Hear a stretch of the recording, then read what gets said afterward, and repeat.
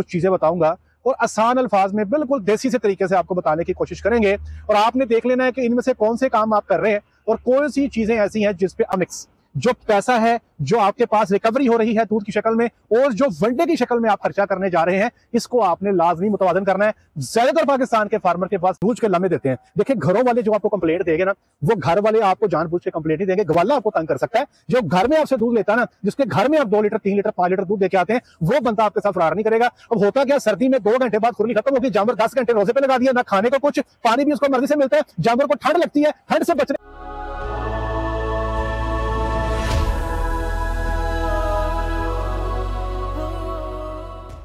जी बिस्मिल्लाहिर्रहमानिर्रहीम, अस्सलाम वालेकुम वरहमतुल्लाहि वबरकातुहू। मेरा नाम है डॉक्टर मोहम्मद मुज़म्मिल हसन। एक नए सेशन के साथ आपकी खिदमत में हाजिर है। तमाम तारीफ़ें मेरे अल्लाह के लिए जिसने मुझे आपको पूरी कायनात को बनाया।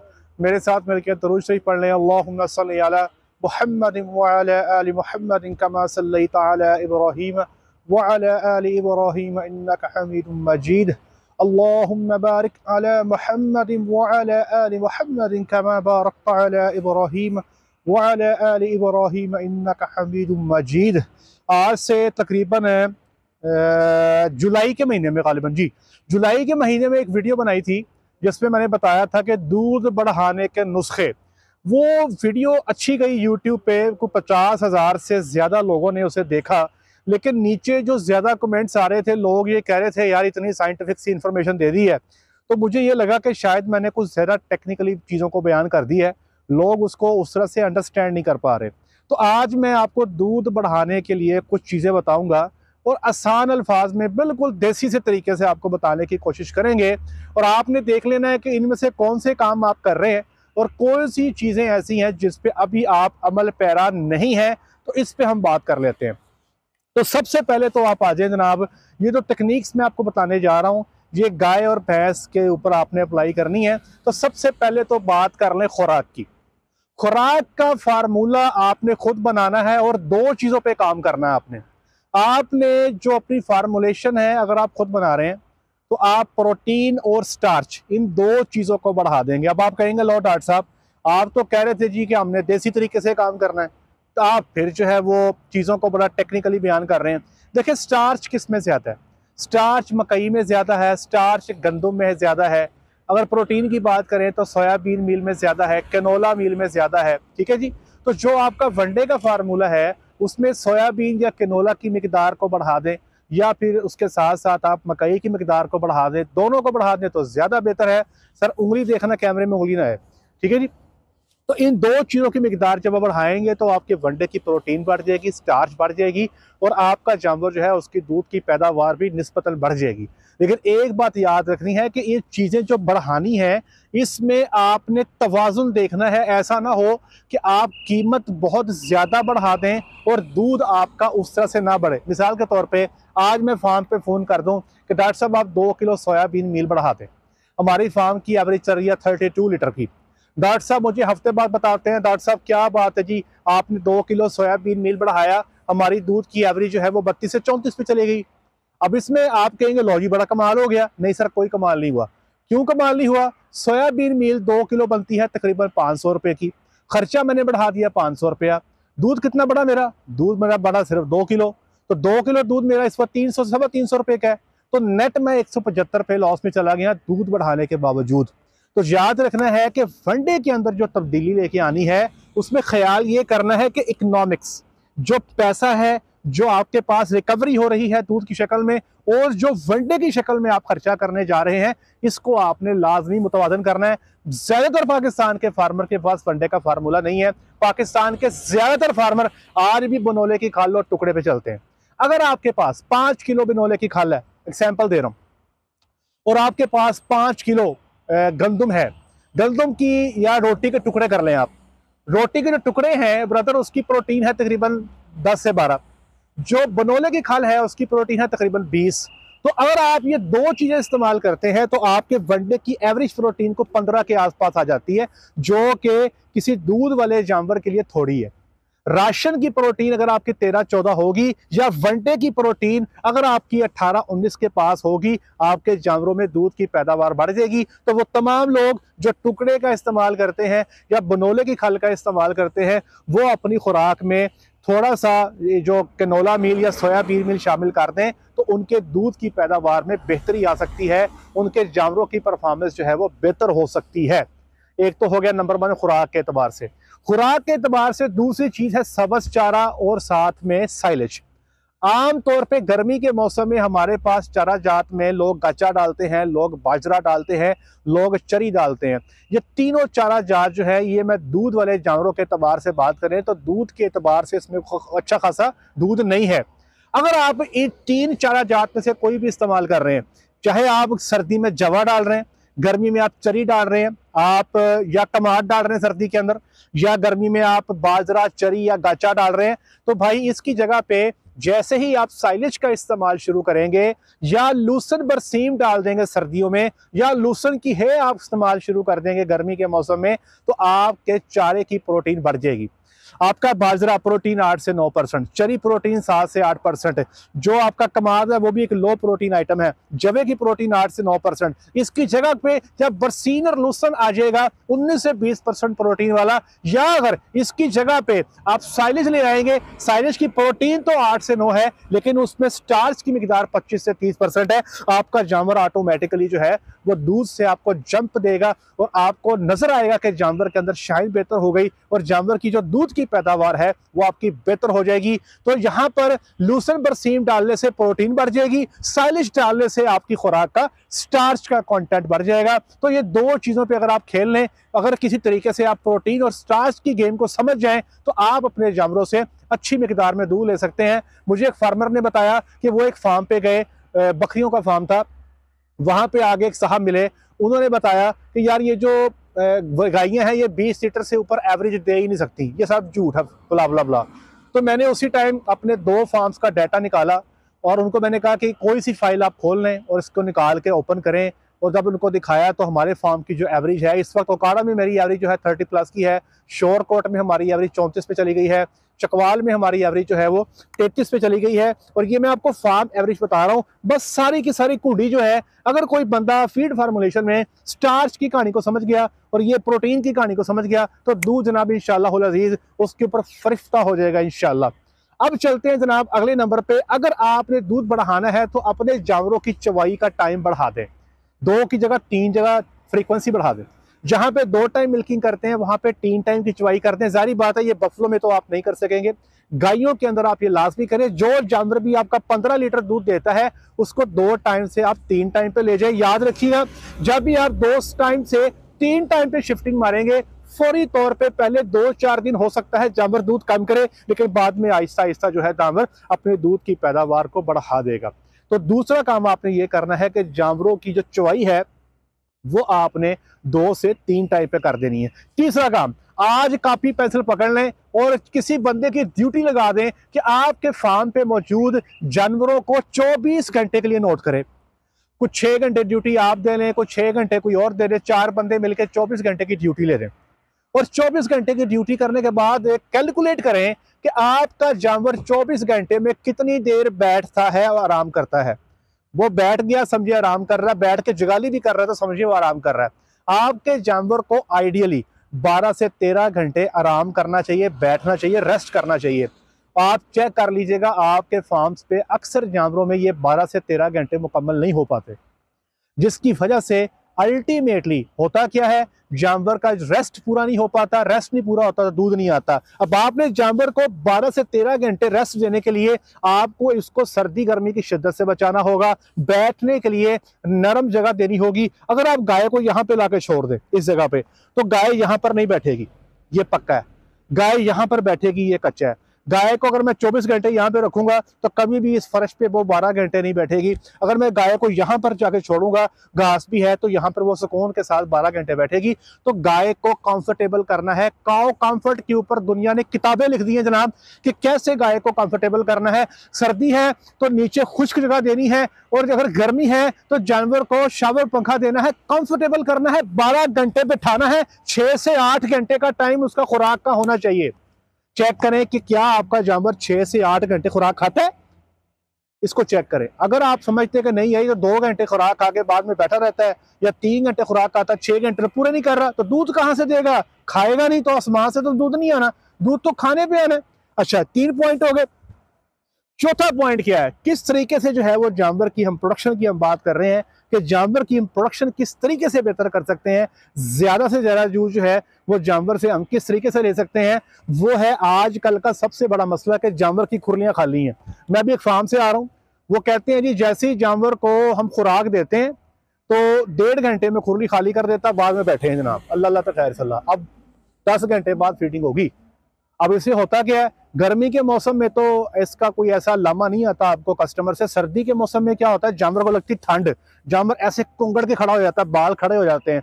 जानवर अपनी जिस्म की एनर्जी को सर्दी से बचने के लिए इस्तेमाल करता है। इससे क्या होता है, दूध की जाग खत्म, दूध पतला, लामे शुरू, कंप्लेंट स्टार्ट। फार्मर कहता है लो जी सर्दी स्टार्ट हो गई है। अब ये कंप्लेंट तो आनी थी जनाब, ये जानबूझ के लामे देते हैं। देखिए घरों वाले जो आपको कंप्लेंट देंगे ना, वो घर वाले आपको जानबूझ के कंप्लेंट नहीं देंगे। गवाला आपको तंग कर सकता है। जो घर में आपसे दूध लेता है ना, जिसके घर में आप 2 लीटर 3 लीटर 5 लीटर दूध दे के आते हैं, वो बंदा आपके साथ फरार नहीं करेगा। अब होता क्या, सर्दी में 2 घंटे बाद खुरली खत्म होगी, जानवर 10 घंटे रोजे पे लगा दिया, ना खाने को कुछ, पानी भी उसको मर्जी से मिलता है। जानवर को ठंड लगती है, ठंड से बचने के लिए नीचे बैठने को गिली जगह है। अल्टीमेटली दूध से चाक भी खत्म हो जाती है, दूध की फैट भी कम हो जाती है। मैंने उनसे कहा, मैंने कहा जी आप बेशक बाईपास फैट जो दे रहे हैं उसकी मिकदार बढ़ा दें, 2 काम और कर दें। मैंने उनको खुराक में 3-4 तब्दीलियां बताई कि आपने ये तब्दीलियां करनी है और कोशिश करनी है कि 15 घंटे तक कम से कम खुरली में कुछ ना कुछ मौजूद रहना चाहिए। आप देखिएगा आपके जानवर की दूध की फैट वापस आ जाएगी और आपके जानवर की दूध की बाल्टी पे झाग आ जाएगी। हमारे फार्म पे हमारे जो मालिकान थे ना, जिनसे हम जहाँ पे मैंने एसबी पे काम स्टार्ट किया, तो वो अक्सर पूछा करते थे ग्वालों से, हाँ भी सुबह टाइम जब मिल्किंग करते हैं तो दूध पे झाग आती है, तो उससे वो अंदाजा करते थे कि मेरी जानवरों की जो रात गुजरती है, क्या वो ठंड में गुजरती है या वो कंफर्टेबल होते हैं, जो झाग से अंदाजा हो जाता है। अगर आपके जानवर के दूध पे झाग आ रही है ना, तो समझे कि आपका जानवर कंफर्टेबल है और वो अपनी एनर्जी को ठंड से बचने के लिए इस्तेमाल नहीं कर रहा। और एक और काम करें, सर्दियों में आजकल लाजमी करें, ये 1.5 महीना सर्दी का है, काफी टका के सर्दी पड़नी है, टेम्परेचर काफी डाउन आना है। इस 1.5 महीने में जानवर को 1 किलो वंडा और 5 किलो साइलेज इजाफी दे रहे हैं उसकी जरूरत से। वो ज्यादा खाएगा तो उसमें ज्यादा एनर्जी पैदा होगी, वो अपनी एनर्जी की डिमांड्स को पूरा करेगा, सर्दी से एक बेहतर अंदाज से जो है आपके मामलात को जो है वो अंडरस्टैंड कर सकेगा। अगला पॉइंट ये है कि वो जानवर जिनको बच्चा दिए देर ज्यादा हो गई है, कुछ 6 महीने की सुई है, कोई 8 महीने की सुई है, कोई 10 महीने की सुई है, वहां पर जो ये तब्दीलियां मैं आपको बता रहा हूं, इसका रिस्पॉन्स आपको उस तरह से नहीं मिलेगा। जैसे मिसाल के तौर पर एक जानवर के नीचे दूध है जी 3 किलो या 4 किलो, एक भैंस है 2 किलो दूध सुबह देती है, 2 किलो दूध शाम देती है, तो वो दूध देती है 4 किलो। अगर वो 25% भी अपना दूध बढ़ा जाए तो वो 4 से 5 किलो पे चली जाएगी। आप कहेंगे यार वो खास फर्क नहीं पड़ा, लेकिन एक्चुअल में उसका दूध 25% बढ़ा होगा।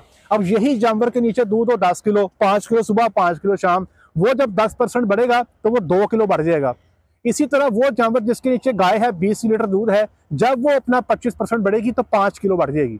तो याद रखिएगा, जितना ज्यादा दूध होगा उतना ज्यादा रिस्पांस आपको इन तमाम केजेस का ज्यादा आएगा। जानवर का सुआ लंबा हो गया, जानवर को बच्चा दिया टाइम ज्यादा हो गया, जानवर को आपने खुश्क नहीं किया, ठीक है, ये मैनेजमेंट की बातें हैं। लोग कहते हैं क्या बात है, बड़ी सुथरी गाय है, वो तो जनाब दूध देती रहती है, खुश्क भी नहीं होती जनाब, बड़ी कमाल की चीज है। और सारी वलैती गायें ऐसी होती हैं, लेकिन फिर अगले सूए में दूध नहीं आता। याद रखिएगा, दूध पूरा लेना है तो उसको ड्राई पीरियड आपको देना पड़ेगा। भैंस को 3 महीने, गाय को कम से कम 2 महीने, और अच्छे दूध करने वाले जानवर को 10-10 दिन इजाफी देंगे तो अगले सूए में दूध मिलेगा। वरना जो मर्जी करते रहे, प्रोटीन फैटे शैटे पूरी करते रहे, स्टार्च बढ़ाते रहे, आपको उस तरह से रिस्पॉन्स नहीं मिलेगा जो रिस्पॉन्स आप किसी तरह भी लेना चाहते हैं। अगली बात, दूध बढ़ाने के लिए क्वालिटी आइटम इस्तेमाल करें। अब मैं आपको बड़ी चीज काम की बताने जा रहा हूँ, ये मैंने पहले भी 1-2 दफा जिक्र किया। मैंने एक बंदे को वनडे का फार्मूला बना के दिया, वनडे के फार्मूले में मैंने उसको एक अच्छा फार्मूला बना के दिया, उसके जानवरों के हिसाब से मैंने उसकी प्रोटीन जो थी अच्छी सेट की, को 20% के पास प्रोटीन सेट की।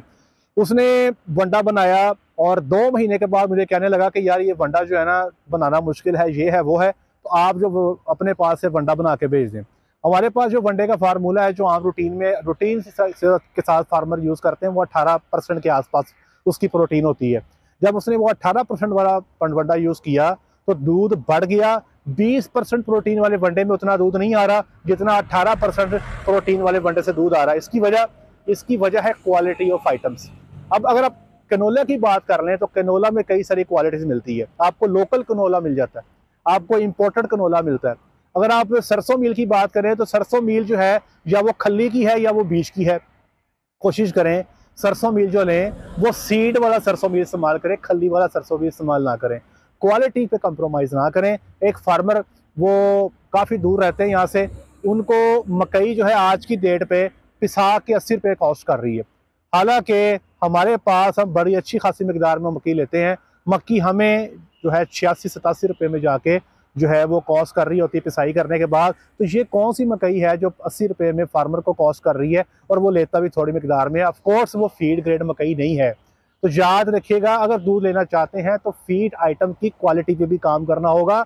अगर आप फीड आइटम्स की क्वालिटी पे काम नहीं करेंगे तो ये दूध वाला आपका ख्वाब रह जाएगा, आपको जो है उसके ऊपर वो रिस्पांस आपको नहीं मिलेगा। अगला काम दूध बढ़ाने के लिए क्या करना है कि अपने हर्ड में आपने चेक करना है कि कितने जानवर आपके दूध वाले हैं और कितने जानवर ऐसे हैं जो बारहा जोर लगाने के बावजूद दूध नहीं दे पा रहे। उन तमाम जानवरों को जो बारहा जोर लगाने के बावजूद दूध नहीं दे पाते, आहिस्ता आहिस्ता उनको गब्बन करके मंडियों में सेल करें। उनकी जगह पे अच्छी क्वालिटी के जानवर लेकर आए और ब्रीड पे काम करें, अच्छी क्वालिटी का सीमन इस्तेमाल करें, अपनी ब्रीड डेवलप करें। याद रखिएगा, जिस तरह लोग ब्रायलर पे इशू करते हैं ना कि यार ब्रायलर पता नहीं क्या खुराक में डालते हैं, ये 7 हफ्ते के अंदर 2-2.5 किलो का हो जाता है। तो भाई ये खुराक का मसला नहीं, ये उसकी ब्रीड है, उसकी जेनेटिक्स है। इसी तरह हमने गाय की जेनेटिक्स पे काम करना है। ऐसी जेनेटिक्स पैदा करनी है जो 1800 किलो खा के हमारे पास 25 किलो 30 किलो दूध कर दे। हमने एक ऐसी जेनेटिक्स पे काम करना है, ये ब्रीड फार्म पे डेवलप करनी है। ये जो जितनी फीड हम वलैती गायों को देते हैं, अगर ये खुराक हम साहिवाल को सेम स्टैंडर्ड पे प्रोवाइड कर देंगे तो वो जारी बात है इतना दूध नहीं दे पाएगी, क्योंकि हमने उसकी ब्रीड पे काम नहीं किया। तो अगला काम है दूध बढ़ाने के लिए हमें अपने जानवरों की ब्रीड पे काम करना पड़ेगा। ये है लॉन्ग लास्टिंग स्टेप है, इसके ऊपर ज़रा टाइम लगेगा। ये ऐसा नहीं होगा कि आज काम करेंगे कल रिजल्ट आ जाएगा, इसके ऊपर कुछ साल लग सकते हैं। लेकिन जब ये आप काम पूरा कर लेंगे तो इंशाल्लाह खुद अजीज आपको मजा आएगा। मेरे एक फार्मर ने मुझे गाय की वीडियो भेजी, कहते कैसी है, क्रॉस ब्रीड की है। मैंने कहा यार ये जो गाय आपने मेरे साथ शेयर की है, मैं कहा यार ऐसी गाय पूरी मंडी में एक आधी होती है, ठीक है जी।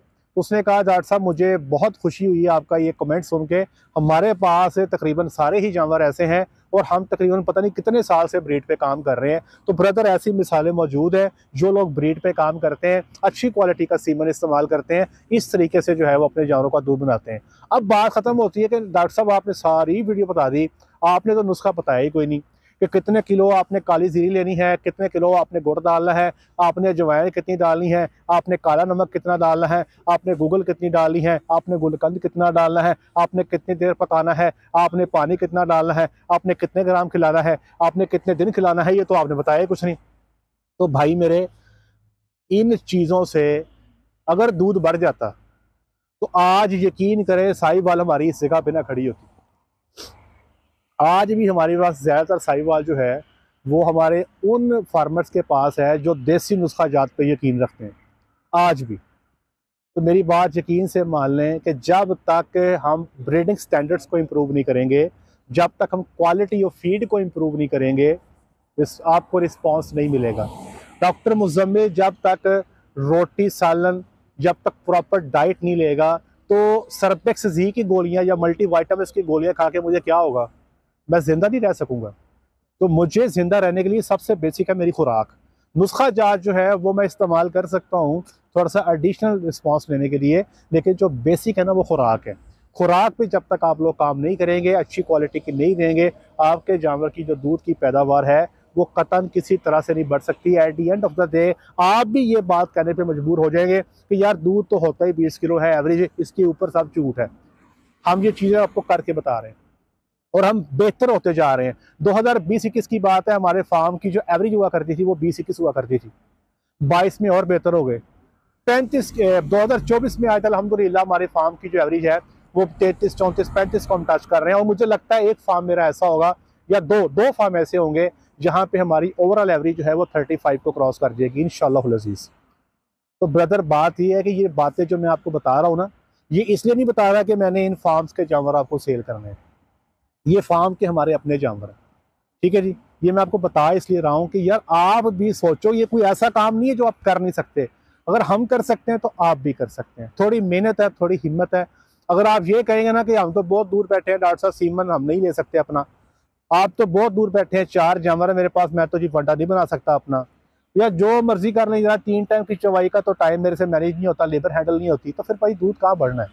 ये सारे काम मेहनत के साथ है, घर बैठे कुछ नहीं मिलता। हिम्मत करनी पड़ती है, आपको कोशिश करनी पड़ती है, और कोशिश जब बंदा करता है ना, अल्लाह ताला की इजाज़त उसको अता फरमाती है। और याद रखिएगा, कुरान पाक की आयत है, इन्ना मअल उसरि युसरा, हर मुश्किल के बाद आसानी है।